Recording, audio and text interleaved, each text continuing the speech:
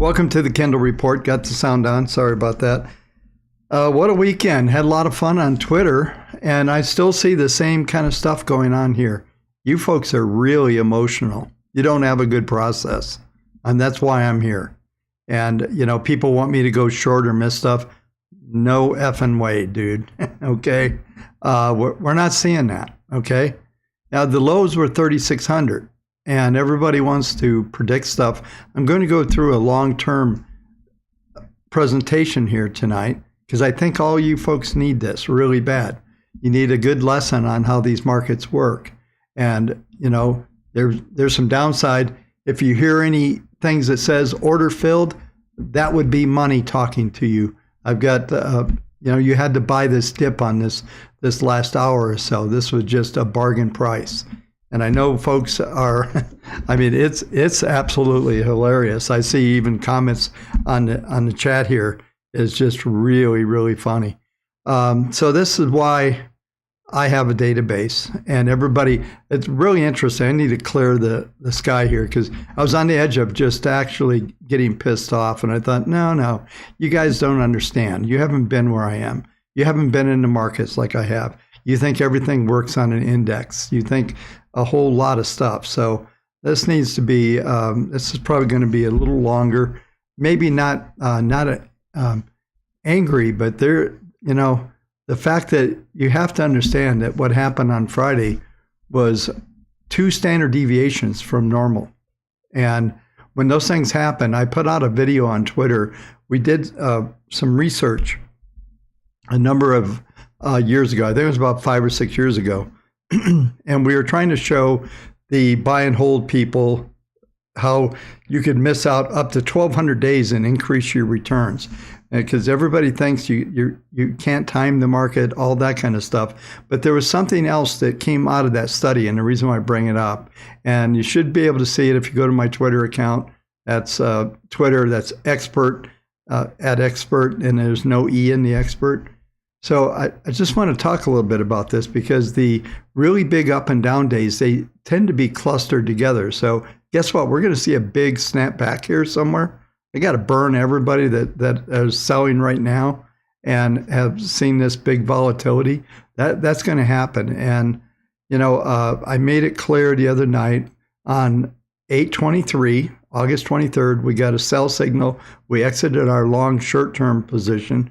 We still have an intermediate position. And I'm hoping to show you folks exactly what's going on. I know there's a lot of experts on, and some of you are pretty good. I get it, you know, but I just love, you know, folks that were probably not even in high school when I started in the markets, or even before that, weren't even born for 20 years. I've been through a lot here. And this, you know, I made a comment on Twitter that it's almost like folks are acting like a Lehman Brothers happened on Friday. Nothing happened. In fact, I'm going to sum up what Paul said in 3 lines here. The pivot was a fantasy, okay? Pause was never on the table. I've been telling you that for weeks on end, that they weren't going to deviate. And inflation was the main goal, and the economy has to slow. And then I also have been saying something else. The economy isn't the market. And what we saw on Friday was a massive emotional reaction. We're seeing some follow through here.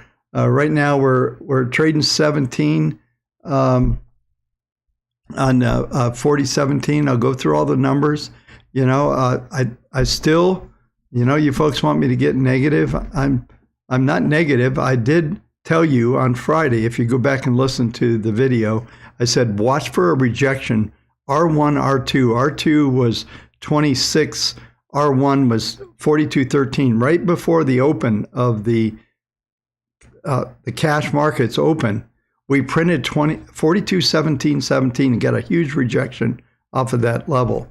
And what did happen is we came back, and I'll show you some of this tonight, where we came back into around 41.40, 41.30, and it was that last 2 hours where it was just capitulation. And I guess I underestimated, I think, how many people were actually buying into this stupid pivot idea that was out there. I mean, that was big. And now they don't buy into it at all. So now they're going to be on the wrong side again. Okay, so this is going to be a really interesting scenario to watch, and like what I'm going to go through when we get into the technicals tonight. I'll show you the database. By the way, our intermediate database is still buying. Okay, and you have to understand something, and this is what I was trying to tell you. The low was 3,600. We traded 4,200. This is a right shoulder pullback. Everybody's going to get short on the right shoulder. It's just going to be funny, I think. We'll see what kind of metrics they come. We certainly have a lot of strong downward metrics. The PPM 1 on Friday was already in trend mode down, and that's why I said if we traded the 10 or anywhere near it, we would get a rejection on that level, which we did. As one of the hypotheses that I talked about was that we would come back to the 10-period moving average. I didn't think we'd hit 40-80, 40-40, but guess what? We did. We actually went beyond that number. And so what we're going to see as we go through this week, we got unemployment, we got a whole bunch of stuff coming out that's maybe someone's going to matter. But we do have one other thing. I'll just kind of touch on a few things. I know I'm all over the board here, but here's the scenario. Every day this week, there is one of the Fed presidents is speaking somewhere. They're going to hammer this message down. They want everyone to know that they're finally got it. What did they do before, folks? They told us it was transitory. Now they're telling us this. Wake up. They're way behind the curve. And this is just the way the Fed has always worked. I mean, this is really, really laughable. Now you're going to believe the Fed. Okay, I'm sorry. I'm just trying to control myself tonight. You have no idea what I'd to do. What I would like to say here right now, but I'm going to be professional as I always try to be. Let's go to a couple things that I want. Last week it was ugly, right? We're down 4%, S&P, NAS down 4.4, Russell down 2.9, and yeah, just a bad week. Everybody got their butts kicked. There's no doubt about it. But like I said, I'm trying to bring in the perspective of where we really are, and I think I know I saw all kinds of stuff. The Twitter was just fun this weekend. Had a couple trolls. A couple people, their mother didn't teach them good manners, but that's okay. I actually only had to block one person this weekend. I have a rule on this channel, on my Twitter. If you call me names and do stuff, you're gone. Okay, you can not agree with me. That's cool. Don't call me names. Okay, you call me names, you're done. So I don't. You're no longer being part of this community. I put a lot of work into this channel, into my business. At this moment, we still run $15 billion in the markets. This is not some guy drawing trend lines, game of trades guy. I have no idea what they do, right? This is real stuff. There's real money at risk. And right now, even on our institutional accounts, most of our intermediate accounts are still 50+% in cash. We don't own this market that much. We don't have any really bullshit. We're at, I'll show you in a minute on the database, but it's still not getting to that material basis. We haven't got there. The short term, yes, but we're backing off on that. So we'll go through all the details here. Let me just look at some of my notes here. Let's look at what other things coming out for the economy this week. Monday. Order filled. That's money talking, folks. Order filled. That's more. I love it. Order filled. Yep, that's what that is. That's money talking to you. We're trading 21 now on the futures. So very, very interesting. That was just free money that they were giving away. I hope some of you got it. Anybody that has the webs or the indicators should have caught this. Okay, so let's go ahead and so Dallas Fed, it's expected to come in ugly. The Dallas Fed manufacturing coming in at minus 13.2. FHA pricing numbers for housing plus 0.9. Case showers coming in expected up 1.4. I think I saw. I didn't write it down, but I remember seeing it. consumer confidence at 93, and JOLTS 10.4 million jobs still laying out there waiting for someone to fulfill. You know, it's funny that the Fed didn't mention their dialogue that they have every time. That Powell didn't say that. Didn't say it, you know, that we have a strong labor market. You know, he didn't say it. He didn't say it. And the other funny thing is everybody see he had a short and terse. He was strict this time. He meant it. I'm sorry.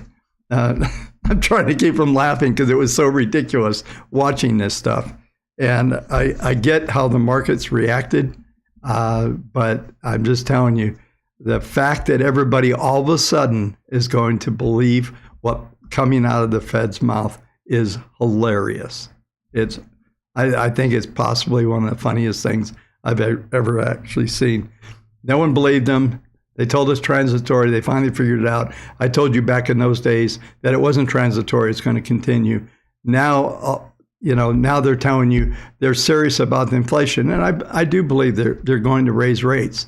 I do believe what I've been telling you for probably the last 2 months is that you're going to see short-term rates. Order filled. More money, folks. Cashing in. There's more to be filled. There it goes. Okay. So the point of what I'm trying to tell you folks here is that Order filled. I'm sorry. I've got a lot of orders in here. So, and every uptick is money right at this moment in time. But the point of Order filled. Very distracting. Order filled. There's more.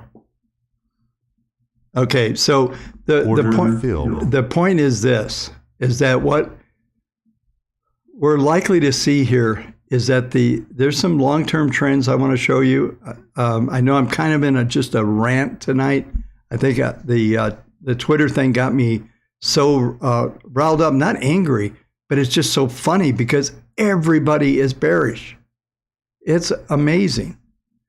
This is, and everybody all of a sudden is believing the Fed. I know I'm stuck. I know I sunk my putt on this like 4 times, but it's just absolutely amazing. Let me look at my notes here, make sure I covered everything. Okay, ADP. ADP is changing their series, and I have to research this a little bit more, but I did catch a note where the ADP numbers are coming out. They're changing it, so they're trying to so they're more correlated maybe to the employment numbers that come out of the Commerce Department. That is likely to maybe be impactful. They want to get first string. So if they can get this correlation higher, now all of a sudden ADP is going to lead the way when we come into employment week. That's going to be interesting. So watch out for that. We've got claims, the typical stuff on Thursday. Claims 255. Order filled. That's all for right now, folks. That was the last order. I still have a position, but that was the last order, and that was very exciting. So, so the claims are at 255 coming out. The continuing claims 1.45 million. I'm still looking for that number to tick up over 1.5. That was a number that when we were coming out of the pandemic that I talked about, that would be significant. Well, we got down, I think, to 1.3, might have printed a 1.2 something number. I don't think so. It was 1.3. So now we're starting to uptick a little bit. I'm looking for all the employment situation, yes, to deteriorate here. And I think there's going to be some balancing there. You know, I think it's, like I said, I think it's interesting how fast all of a sudden the dialogue switched. And now the Fed's 100% credible. I'm sorry. That's a funny statement. All right, let's get into the database. Let me try to get into a flow here, and we'll see how everything plays out here in the rest of this broadcast.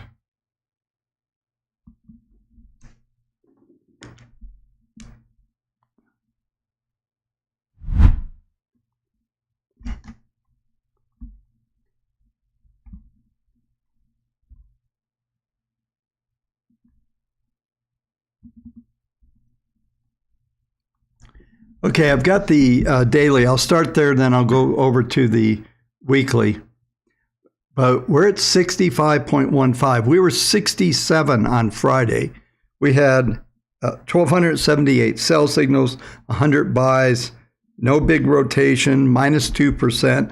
On the numbers are here on the screen. I'll show you on screen here in a second. But we had on the weekly, we had 783 new buys and 138 sells. Okay, and let me bring this over here just so you can see it. There it is, 35.86. Last week we were at 33 and change. So we're up about 2% on the intermediate, and we're down 2% on the short term. So let's just talk a couple minutes about this. And I think this is the reason, it's a lot, the world's a lot different. My world's a lot different than I think a lot of you folks live in. And I know I'm not probably the only YouTube channel that you watch and all of that, but I have a different perspective because of this database. And it's funny, I see all these folks commenting the database lags and all that stuff. It's funny to talk about something you don't know about, and it really doesn't lag. It's done an amazing job for lots of money. And what I want to talk about, when you start to see, we're at 35.86% bullish on the intermediate. 42 is the first number that we get into more of a sustainable rally. And you're going to go, wait a minute, Bob, the market was down 4% last week. But the reality is the market's up quite a bit. It's 400 points off of its lows. It's coming into potentially a right shoulder. There are some Fibonacci numbers that we could talk about that maybe will play in. We'll see if what we're printing right now. I can tell you, I could not come in the rest of the week right now. Okay, so you even have a good process and you believe it and you know it, and that's why I see everybody telling me, if Bob doesn't get short now, he's going to miss. No, I'm not going to miss anything. And, I've been doing this for a long time. And this little database that you folks know nothing about, that I live and breathe, has led me through every one going back to 1994 and beyond. And the process with the PPMs and all that stuff I've had since 1984. So there's nothing you're going to teach me. Okay, just so you know, I'm at the phase where I'm the old dog. You can teach me some new tricks. I've actually learned some things from a number of our users and people that are in our live room. You guys have brought some good stuff. So don't think I can't learn new things. But I'm telling you, when it comes to these markets, I understand what's going on. And, a lot of you met me back in 2020, and I guided you through some monster money if you paid attention. And that was not by luck. And it was one of the easiest markets to make money in. But all of this stuff is very methodical. It's, it does what it does. And this is why I present this every night. And I would just tell you, haven't pitched it. I've got the indicators up there. But if you go to /Wavetech, you go to Kendall Report /Wavetech, you can sign up for this. That's $100 a month. And you'd have this database and 16,000 signals on right on your desktop. So, for $100, 97. Let's be exact. But I'm really just telling you that I believe in this, not because I made it up, because I have used it for decades, and lots of people have used it for decades. So that's the validity it has. There's an old saying, it's been tested in the trenches.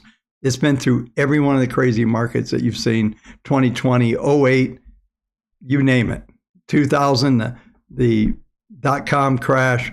We go all the way back to 1987. I should put a picture of my black turbo Porsche I bought because I was short coming 3 days coming into the crash. We were short and made a ton of money on the crash of 87. So I literally have not missed any of this stuff over the years. And it's because of the process. It's because of having a bigger picture than just looking at some trend lines and talking about Elliott wave analysis. Now there's 5 waves up off a 200-day moving average, and now it's going to zero. No, it's not. You'll see. If I'm wrong, I'll own it. But I'm telling you, we still have a lot of cash in our portfolios. The way I see the world, this channel has always been started for our institutional clients, and I brought retail folks into my world. And this is what we talk about on the institutional clients. You know, their money's still, they have a low beta right now because most of them are in 40+% in cash right now. We've actually added some on. There's a couple strategies that back in June went full 100% long. Those are still doing well. And the point of me going through this is, I think, just the noise that's on Twitter, to understand what you folks get the benefit every night for free. And by the way, hit the like button. You know, come on, it's free. And you know, I really work hard. I care about what I do here, and it's very sincere. So that's why I don't care. You can disagree with me. That's fine. I'm not looking at the chat right now because I can't focus, but it's okay. But just don't call me names, okay? All right, let's move on. Let's get into the technicals. We got a lot to go through because I'm going through quarterly chart, monthly trends. I'm going through the works here, folks. I don't know how. I hope you want to stay up late tonight because I'm going until I'm done.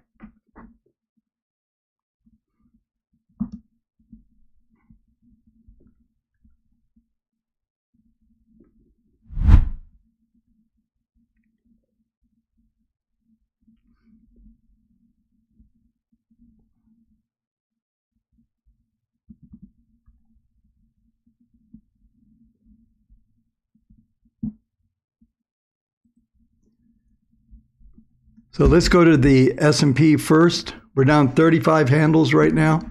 This is the weekly. Let me flip over to the daily.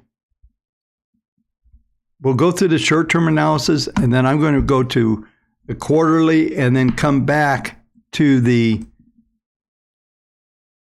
monthly, and we're going to go through the whole spectrum. And basically, unless I see something different as I go through the commentary here and through this process, when I go through NASDAQ and Russell, if I see patterns that are different, I'll bring them up. Otherwise, everything I'm about to say relative to the S&P, the general concepts and ideas will apply across the board. Okay, so let's take a look here. Now, we are trading. I thought we were going to hold the 40-period moving average. We're a little bit below it right now. We've got some, if we look at the PPMs, these are big numbers here, folks. And I'm just going to bring up the value on Friday. The PPM value on Friday was a minus 52. So we were already in trend mode down coming into Friday. And so we got the big hit. I thought we would go down to the 10-week moving average, the 40-day moving average. We did that. We're trading just a touch below that. Let me bring up the grid up here so you can see it. We'll get through the basic stuff real quick, and then we'll get into the long term. So far tonight, S2 was 40.12. We printed down to 40.06. We're back at 24. So we've almost had a 20 handle rally already. And I'm pretty sure we'll see green numbers sometime tomorrow. It's going to be really tough to sell the hold on here, folks. I don't know. Looks like there's a lot of bagmen around. So good luck with you. But the bottom line is we should rebound back above this level. The PPMs are still very negative, so it's going to take a bit to turn these around. PPM 2 is minus 0.12, so it's basically neutral. And that value right now is up at 41.77. And there was, like I mentioned, there were some numbers that broke through on Friday. It was around 41.30 in that last hour and a half, maybe 2 hours, that there was just not a bid to be found anywhere. It was full out. Matter of fact, the futures did something that I haven't seen happen before. They went out at 40.42 on the low of the session. It was actually offered at the close. I'm not seeing that happen. I can't recall a time where I saw that happen. So was there a lot of sellers? You bet. And we're below those levels right now. So we haven't even been able to get back to the lows of Friday. So we'll see how this all plays out. But these PPMs are, someone said they were lagging on the 17th. We were already getting sell signals on PPM 1. And what I was talking about back then on the channel was we should go into a sideways correctional phase, an ABC. I went through a lot of detail last week on an Elliott pattern. I think we've got maybe ABC completed here now. And I thought we were going to do more of a flat, like an ABCX ABC, but we definitely got an ABC. We're pretty close to some key Fibonacci retracement values as well. And I think it's just it's just kind of classic what's going on there as far as the rhetoric out there. So PPM 3, which is tracking the 40, is still positive, 0.1235. A 0.15 is kind of necessary, but if we do rebound back above there, that number right now is 40.54. So I suspect we will get back above that level. That will actually print us a positive number on the session. And I think I got some pretty good prices here tonight. We'll see how I can layer out of here and go there. So like guys like DeVero, below 39 tomorrow. Okay, yeah, right on. All right, good luck. So yeah, the bottom line is that we do have some downward pressure, but let's start to get into looking outside of the last couple of days. Now this is what we're going to set up, and I'm going to draw a couple of things in here that show it.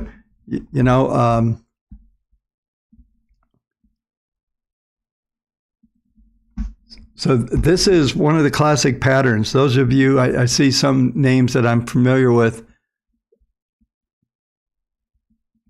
that that have seen this pattern about to draw, and I still think this is the pattern that we're looking at here.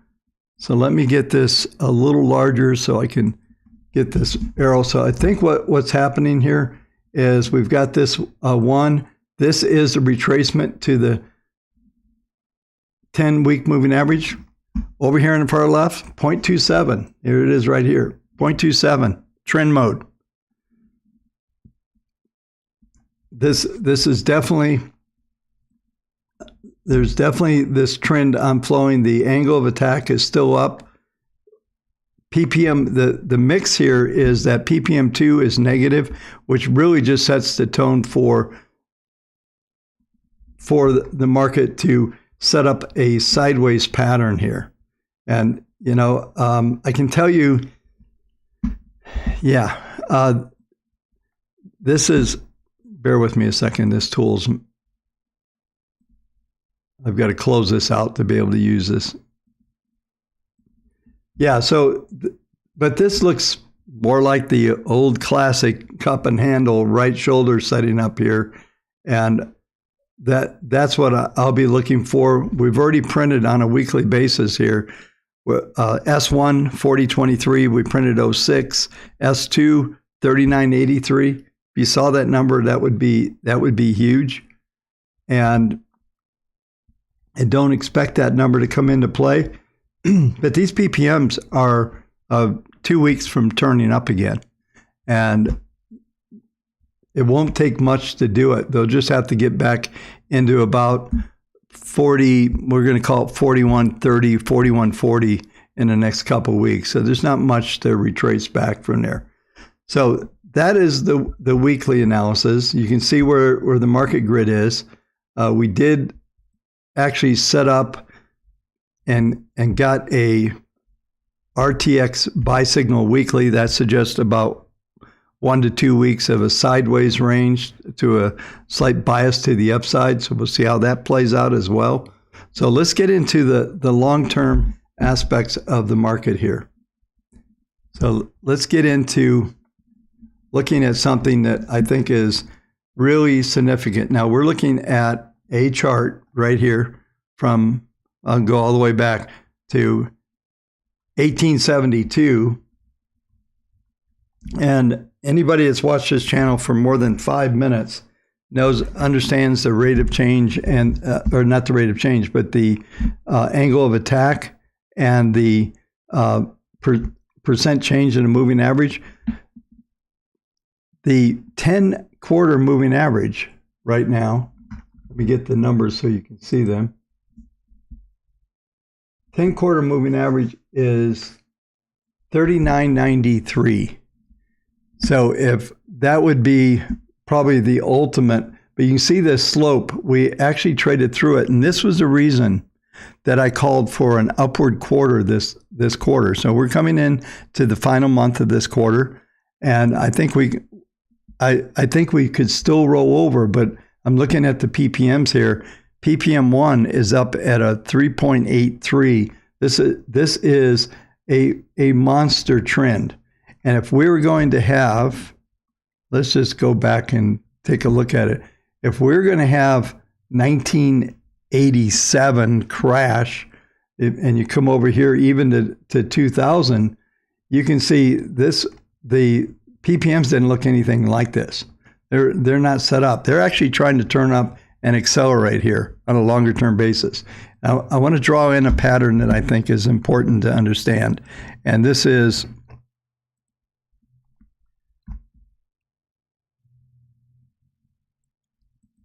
so I think what we're going to end up in is some kind of sideways pattern like this. We're going to get this angle of attack here on these moving averages are just going to continue to rise. These don't turn very easily. Remember, these are quarterly bars. So it'll take you 3, 4, 6 quarters to even flatten out anything here. So with the PPMs reacting here, you can see them all turning up, but more importantly, they're all in major uptrends. And that angle of attack is just continuing. I talked about this going back in January when we got the outside reversal bar. And when we came into this 10-period moving average here, we were able to get through it for a minute. We closed under it in the first quarter, but then we rebounded. So my expectations for this quarter was an inside bar after this. And most likely what we're going to set up is a larger pattern here. And I'm going to throw the market grid on here for this.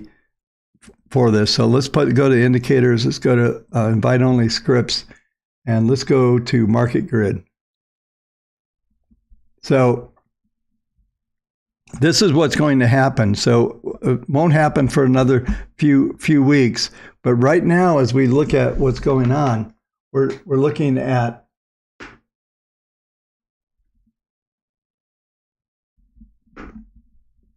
I'm just trying to look at the pattern here. R2 was 41.50.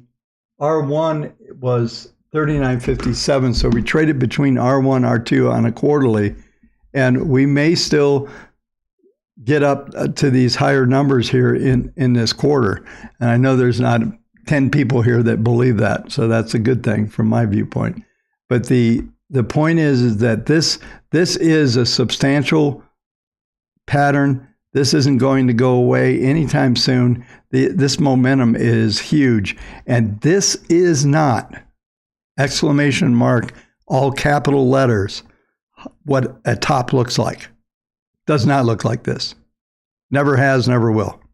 You go back over here to 2000. We could go back, if I'd have to expand the scale to show you 87. I can tell you I had a shiny 930 Porsche that I bought after the monies that I made in the 87 crash. I called it my crash mobile. And it was all black turbo Porsche. And the point, it didn't look like this. It looked a lot different. And even 2000 looked like this. 2008 looked different. And one of the things that I see constantly is folks looking and go, oh, look at this, the pattern of 2008 is going to do this again. Stop doing that, because that's just so amateur that somehow that same pattern is going to recreate and, all that stuff. Stop that. Stop it. Stop it. That's every one of the declines. And I've lived through every one of them going back to 1979, everything that's happened, the crash 87, all of these, mini crash 89, every one of these situations when there's a crash or something big looks similar but is different. They're never the same. Never.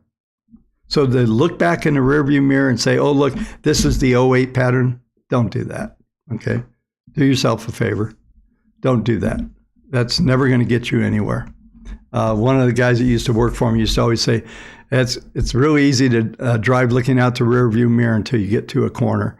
And, that's not technical analysis. It has very little to do. And sometimes patterns look the same, and I see people doing this all the time because they have no clue actually what's going on, okay? So anyway, I think I beat all that stuff up pretty good. So let's go back to TradeStation. Let's go back to the monthly chart because I want to show you what's going on there. That's just almost the same. We have, this is where we've been sandwiched, and this is what my expectation was that I've been setting up. I'm going through this in detail because a bunch of this shit that happened on Twitter, it's just bullshit by people that don't know what they're talking about.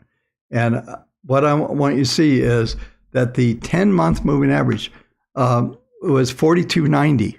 We got almost to there. We got 42, I think 27 and change. And that is down 1.29. And PPM,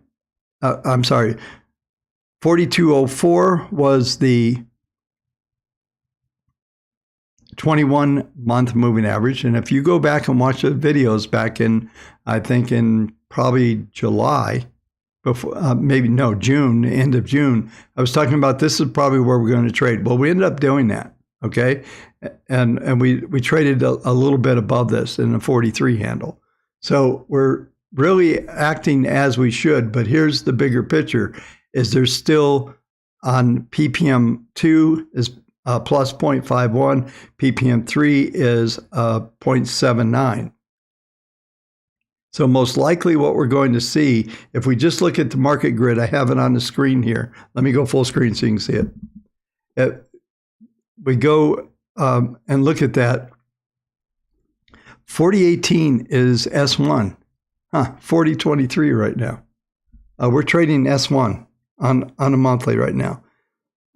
R2 was 43.78, R1 42.49. So we traded short of R2. I remember when the month started. We'll be going through this again in a few days as we end the end of August and we start September. And we're actually trading just like we should now. We're coming in, we're at the low of the month here, and we've been basically flipping the script almost every month. Each month where we closed at the high, we went back down. We're doing it again from that standpoint. But this range, this is probably the absolute. Let me just see if I can move this over. Won't let me move it over. Let me draw in something here, because this box formation, I talk about this a lot in the live room, and I talk about it in my course that I put together, is that you get these box formations on the market grid. And typically, that's where the market's going to stay in. And right now, the extreme is 46.22. The downside is 36.44, which is pretty much the low of this pattern. What we hit? We hit 36.39. So the expectations on a broad month, looking at this box formation, says 36.44 to 46.22. And if we typically will go, we're trading S1 right now. These numbers aren't going to change much because in fact, what they're going to do is contract. So the lower end of the grid, when we get the new update for the month, is actually going to turn up. It's going to be a slightly tighter range, and not by a lot, but it will be. So the idea of 36.44 to probably be in the 37 handle will be the extreme to the downside, and on the upside, probably 45 handle.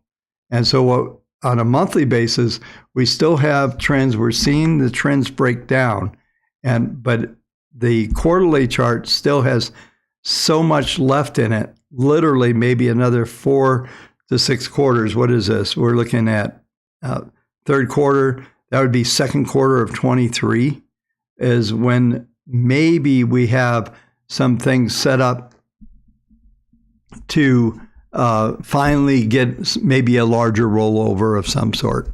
My favorite joke is I have to remember Joe Biden's still president. Okay, so anything could happen, but the whole point of what I'm trying to show you here is this is not a collapse formation.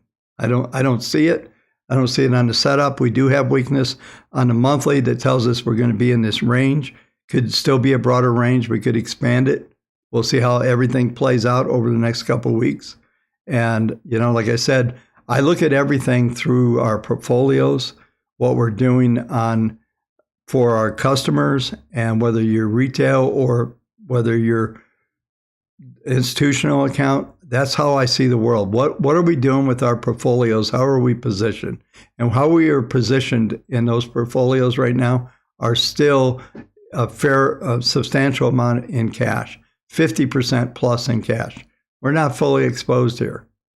And so that's how I see the world. And I know some of you trade indexes and stuff, and you hang on some of my words. I really wanted to clarify a whole lot of stuff tonight, because I just don't want people to. I'm not trying to mislead, not be responsible. That's not who I am. Anybody who knows me knows that that's not who I am.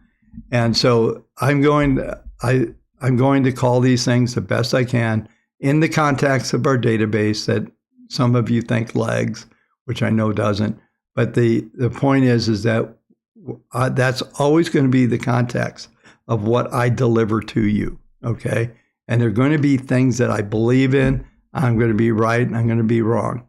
I'm telling you, for overall, that I'm usually pointed in the right direction. And I think it's an honor, actually, for those of you that were mad because I was wrong. That means I must be right so much that when I'm wrong, you don't know what to think. So anyway, listen, I do my best here with everything. This is my life's work I'm showing you folks. This is still the month of my 70th birthday. I hope that all of you have your hair and you're able to do what I'm doing right now when you're 70. I know a lot of folks that can't.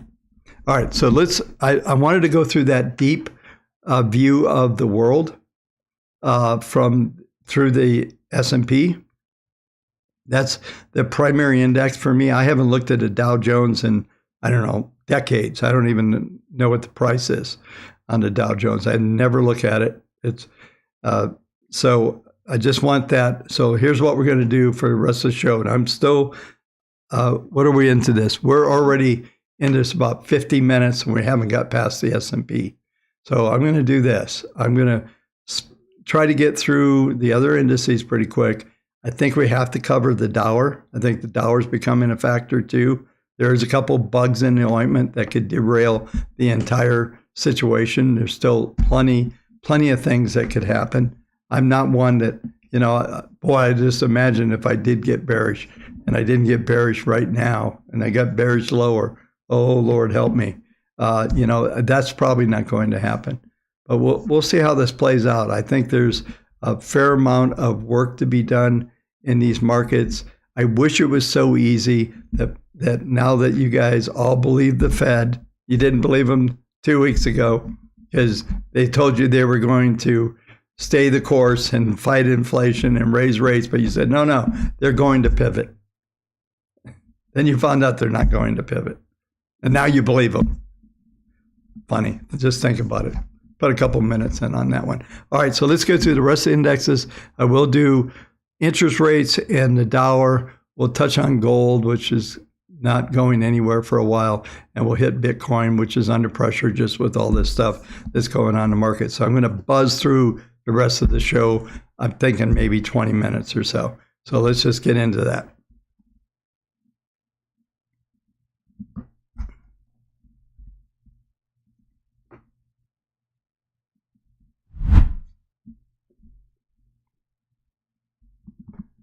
I'm just going to go really backwards really quickly on, this is the NASDAQ, and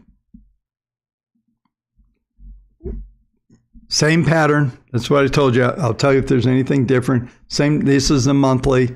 Let's just go through the scale really quickly. This is weekly. That's here. Same scenario, low 12,402. S1, 12,478. S2, 12,320. Still think there's probably a right shoulder setting up, but I think the next rally is not going to be a full extension. We'll see. And we're coming right to, look at PPM1 on the NASDAQ. This is weekly, is right to its first derivative. It's still in trend mode, 0.26. So that number is hanging around at 12,633. So I would look for that to, by the end of the week for sure, we're probably going to be above that level.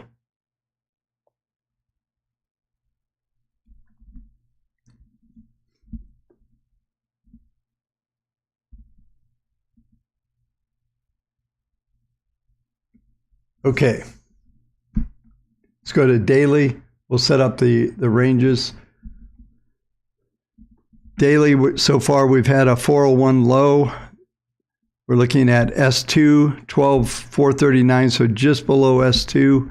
Possibly have maybe seen the low overnight where we're at 467. We're 67 handles off the lows right now. R1, 12,706. That's certainly a possibility. So looking, maybe we've already printed S2, maybe an R1 on the upside, which should give us some positive numbers on the day.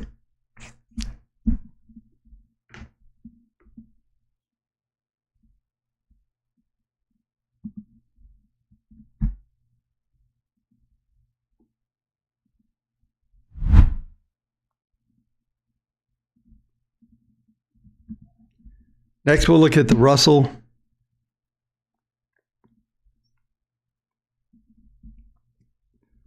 This pattern that I've been talking about, this is a daily Russell here. It looks to me like we've got probably an ABC down. We're above the 40-day on the Russell. We've got PPM3 still in trend mode, 0.26. That value is 1863. We're trading 1899, and we should see some consolidation here from that standpoint. So this is the cash. Let me put the RTY up here just so we can get a better view of what's going on overnight. Here we go. So overnight, we're looking at 1868, the low 1871. So we traded right down to that number, still 0.21 PPM3. So it's still in that range. Most likely, we're going to get sandwiched between the 40, 1868, 1944, 1948 is going to be the upside here on the as far as the ranges go. And we do have some really negative numbers. And what we'll watch over the next couple of days, whether we can get the PPMs to bleed off some of this downside action.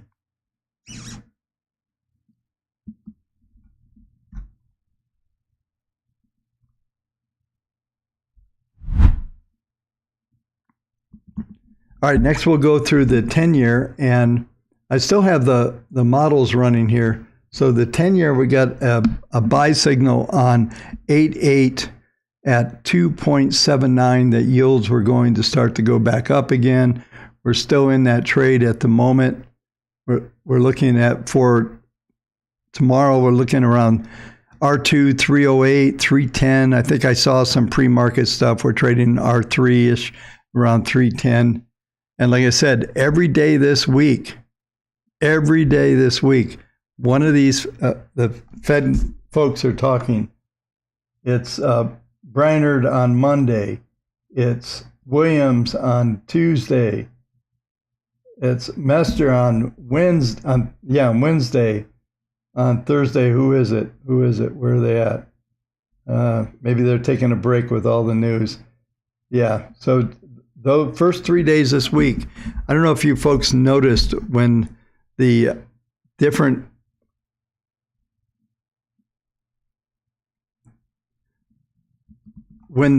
Fed presidents and figureheads came out. If you've ever seen one of those montages where the news people are saying the same words every time, that's what it was like with the Fed the other day at Jackson Hole. Each one of them had the same line. They just kept repeating it. They're consistent. Everybody's on the same. Powell's terse. It's transitory. I mean, wait, no, we're going to beat inflation. So yeah, it's going to get interesting, folks. So the 10-year. I'm going to flip this over to weekly. We'll take a quick look there. And as I've been talking about, I think we're going to get a bit of it should start to peak here. We have that really funny mix of the 10 and the ppm1 is a negative 0.7, ppm2 is a positive 0.108. But the interesting part of it is they're both basically 292. So which one's right? Which is going to have the power?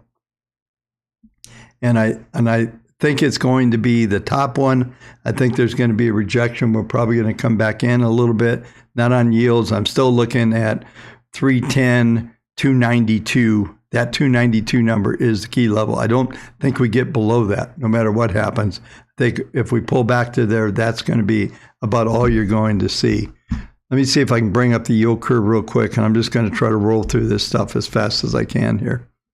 So yield curve flattened a fair amount. We did see some flattening going on. We're still positive 5.10s. I know some folks are worried about the 2-year. Could care less about the 2-year. That's a retail metric. I don't really look at that. I'm really only concerned in the 5-10 spreads. And I promise you this week, I'll bring up the whiteboard and I will draw in what the yield curve is probably going to end up looking like as we come in toward year end. I'll do that again. And that will be significant, I think, when we get there. All right, so next we're going to do the Dow.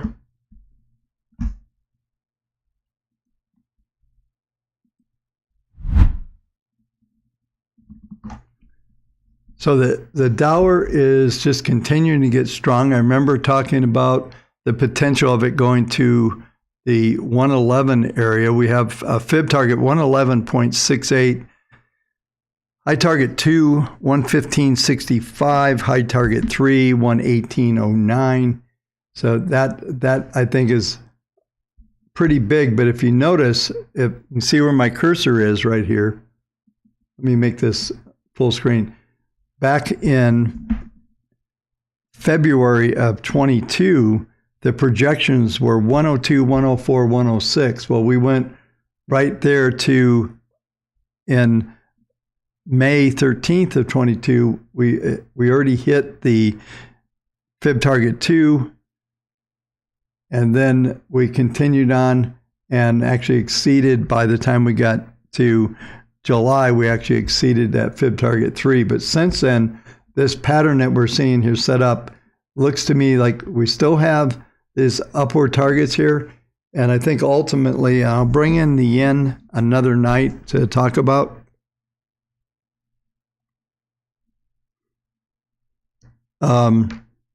We'll talk about it. So, Oliver, you tell me what's not working, man. Go somewhere else. Sorry, I'm just really frustrated. Everything's working perfectly.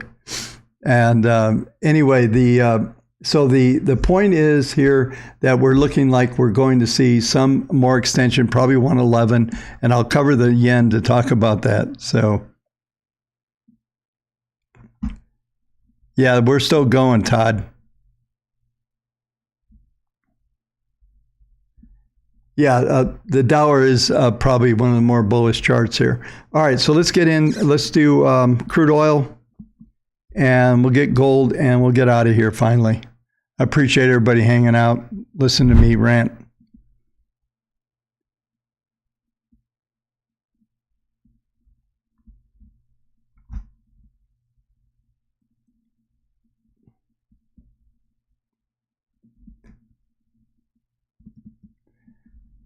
So crude oil is got some reasonable downside pressure here. And the key levels that we're going to have to watch here is 95. That's going to be your top end of the market. On the downside, 89, 88. Been talking about these numbers. This is the weekly chart. We still have some positive rotation going on here. I think we're just going to stay sandwiched. I'm just going to stick with that 95, 80, 89, 89.50 is going to be the downside for crude. We're just going to continue to maintain. I think like next week is all the reserve sales, not that they had a lot of effect, but they end, and we'll probably see. We're not going to see any change in, I think, crude demand and production that's going to make anything different. That's for sure. So let's go, and we'll go to gold.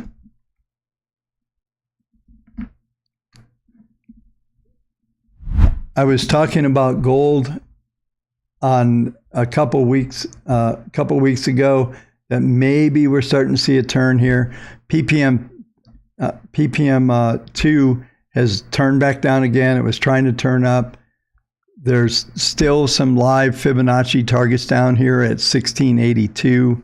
That's still a thing. That would be new. What was the low in this pattern? We printed down there before. The low was 96. So yeah, 96 was the low, 1696. There could be a new low on gold. The only positive that happens, I talked about this the other day, a couple of days ago. We've got to get over the 1768 to really cause any change in these charts. And PPM 2 is just so weak that we're lucky if we go sideways and gold continues to defy gravity, because I've said this before, it should probably be 1,600, 1,500, especially talking about the dollar hitting 111. I think at some stage you just see gold just dump here in some scenario, especially if we hit these dollar targets. The first dollar target, 11.8, that's going to be all it needs to get there.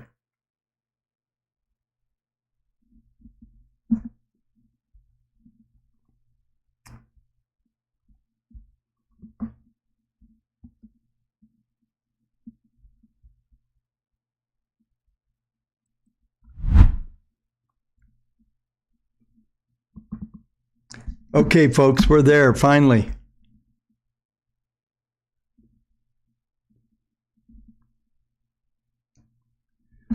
Bitcoin under pressure, 17,763. It's interesting because I've been talking about this PPM1, how it's turned up over here, and it's still positive. This is weekly. This chart's going to update, however, in a couple hours. And when that update happens, then it's going to definitely probably flatten out, maybe even turn down. There's just nowhere for this to go. And like I said, Bitcoin's almost like gold. It probably should be 14,000, not 19,000. And I've been talking about this for weeks on end, that it's really just defying gravity as well. Gold and Bitcoin are probably more correlated than maybe folks are talking about. There was supposedly a correlation with the NASDAQ, but when the NASDAQ was rallying, it didn't follow through on the upside. So I think as far as Bitcoin goes, the extreme I don't have an update. So those of you who have Market Grid, you'll be able to get that update as soon as you get the close of this market, and then you'll go from there. But yeah, I wouldn't be surprised to see this thing below 16,000, especially if it breaks down to this low 18.6. We're very close to getting through that. It's probably going to go to 16, 14. There was an old objective way back here at 10,131. I don't see that. Just depends on the next couple of weeks. I'm anxious to see the update tonight.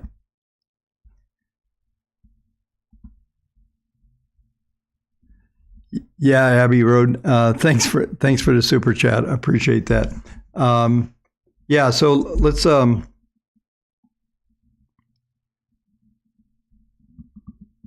this is close to the end of the thing. Abbey Road just asked the question: Has markets priced in the EU crisis yet? And probably not. I mean, I don't think. Yeah, I don't think they have, and I don't know how you can, because I don't know what the real outcome comes out. I can tell you when I was in Europe recently, just 2 weeks ago, I think per liter, I think we were at 225 or 230, so it's like almost $9 a barrel or a gallon compared here to the U.S. So the U.S. still enjoys some crazy cheap energy when it comes down to it. But, nat gas has been the story. We haven't really covered that. I'm looking at nat gas up 2.5%. Let me bring up a chart here. Yeah, let's do one more thing. I know I normally don't do this. I'm going to come back up. Let's take a look at nat gas as we finish up today. I've been going so long, I might as well keep going. I love somebody's comment. We need to troll Bob more often. He's on fire tonight. Listen, I put a lot of work into the channel, and I appreciate everybody on here. You have no idea. 98.9% of people are really amazing. And, I had the opportunity when I was in Zurich a few weeks ago to meet somebody from the channel and it was awesome to get to meet them. And there's other events that happen. So we're going to have a lot of fun together, because there's some things I'm working on that I'm going to want you folks to know about. And I still want to do a conference here in the States and do those things. So let's talk about nat gas. Let's go over and take a look at that. So nat gas is interesting. The PPMs are off the map, 4.4. This is a weekly chart. I want you to look at these objectives here. If you look in the pop-up box over here, 1130, 1364, and 1508. And we've got PPMs are really just screaming here. This is weekly. Let's try to see what we get. We go to monthly real quick here. Yeah, monthly, you're coming in the 200-month moving average. I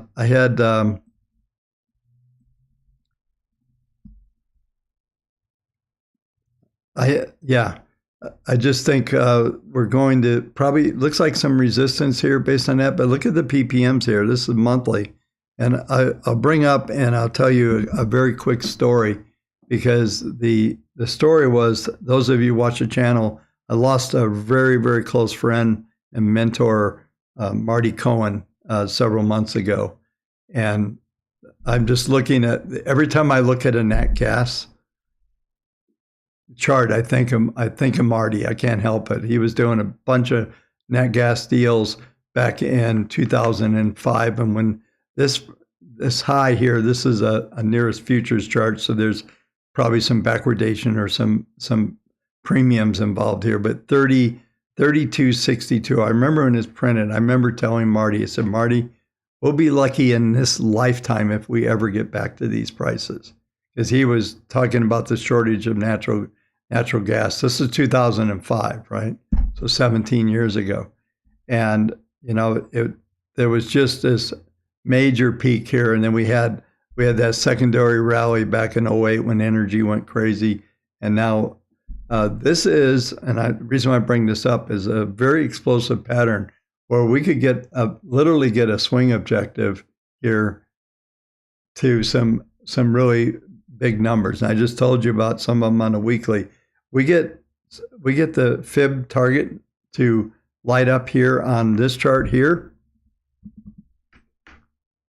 And when we get that, you're actually going to you could see 20 plus handle here. And so back to the question that Abby Road asked was, had they priced it in? I don't think so, because I think there's some number out there in all these markets that where somebody wakes up and goes, holy shit, when did that happen? You know? And I don't know what that number is, but there's a number out there that's really going to disturb some folks. And maybe, listen, hate him, love him, whatever, but Trump called this perfect. He said that Germany had put their entire economy on the line with Russia and buying their natural gas. And look what's going on. Oh, they're doing maintenance, right? Air quotes. What if they don't turn it back on? We've had 2 fires in Texas at LNG plants, with one in Oklahoma. Is somebody, what's going on here? So where these numbers could go, I don't know. So that's a really, really big question. And, I'm like a lot of you. I know I'm a creator on YouTube, but I also watch a fair amount of YouTube information and different folks out there. Not too many people, matter of fact, 0 on the markets, but I did see something that was quite scary. That was several weeks ago that Jordan Peterson had put out there, and he had a guy on that was basically talking about some of the events that could happen. I probably shouldn't have watched that, but ultimately, if that's the case, then the markets are going to 0 if this guy is right. But they're not going to 0 today. And so everything that I told you tonight, everything I went through in this long rant, and thanks for some of you staying up late. Appreciate it. I don't know how many views I'll get. It's going to take you a while to get through this. But there was just so much to say, and the emotions around the markets right now just need to be quashed and brought into reality here. And, just in closing comments, is that there was no Lehman event on Friday.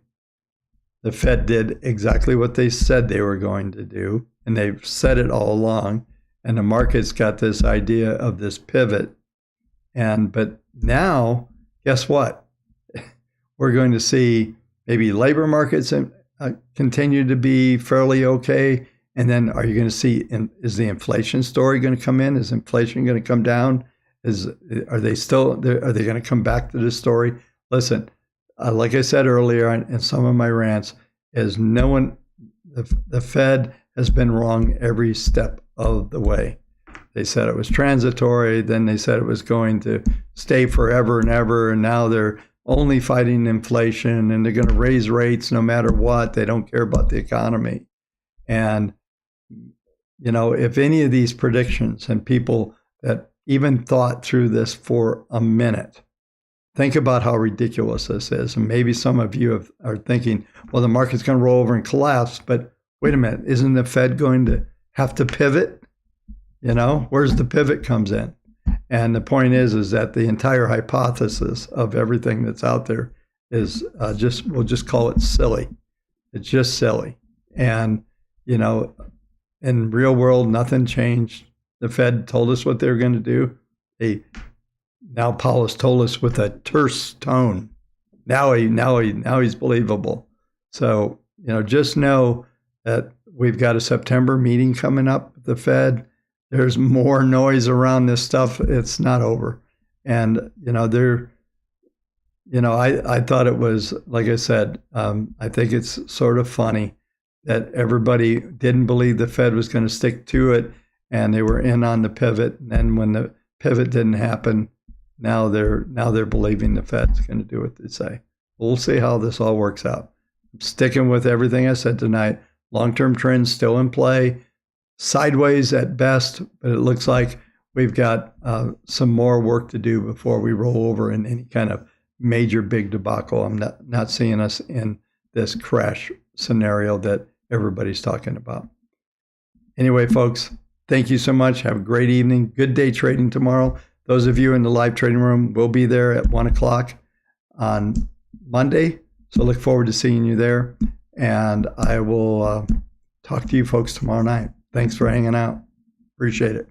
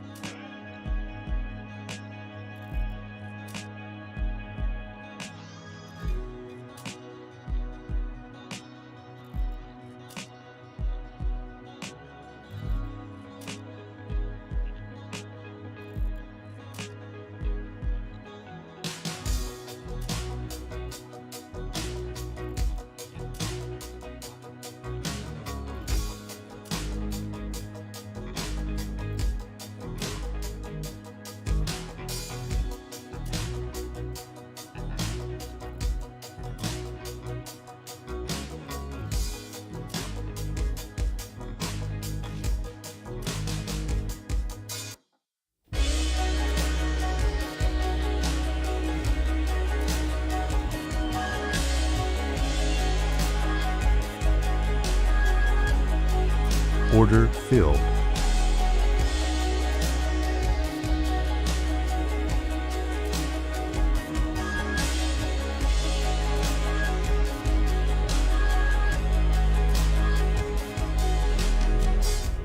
Order filled. Order filled.